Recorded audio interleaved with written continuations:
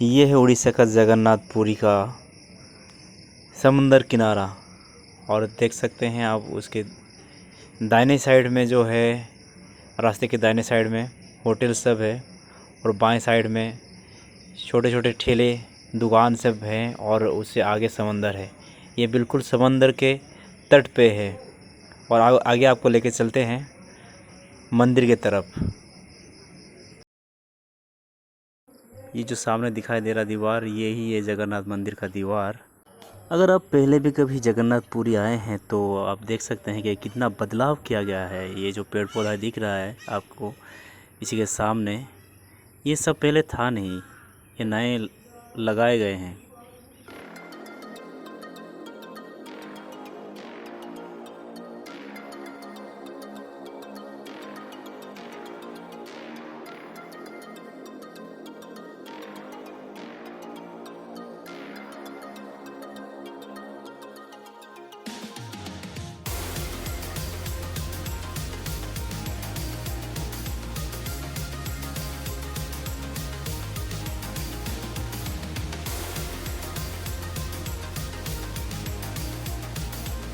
ये है जगन्नाथ मंदिर और यहाँ पे भगवान जगन्नाथ, भाई बलभद्र और बहन सुभद्रा के साथ पूजे जाते हैं। भारत के 4 धामों में से ये जगन्नाथ धाम एक है। ये रहा मंदिर के सामने सबसे बड़ा आंगन, जिसको उड़िया में बड़ोदंडा के नाम से भी जाना जाता है। ये जो सामने आप देख सकते हैं मंदिर के सामने स्टील रेलिंग लगाया हुआ है, ये पहले थी नहीं, ये कुछ ही सालों में लगाया गया है। और ये सब लगाए गए हैं श्रद्धालुओं के लिए, क्योंकि मंदिर के अंदर प्रवेश करने के लिए काफ़ी देर तक इंतज़ार करना पड़ता है इसी लाइन में। इसी आंगन में विश्व प्रसिद्ध रथ यात्रा आयोजित किया जाता है और इसी रास्ते महाप्रभु जगन्नाथ, प्रभु बलभद्र और उनके बहन सुभद्रा के साथ मौसी के घर जाते हैं और उसी के साथ साथ अपने श्रद्धालुओं, अपने भक्तों को भगवान जगन्नाथ अपने दर्शन देते हैं। इसी आंगन में रथ यात्रा के समय करोड़ों के तादाद में श्रद्धालु इकट्ठे होते हैं।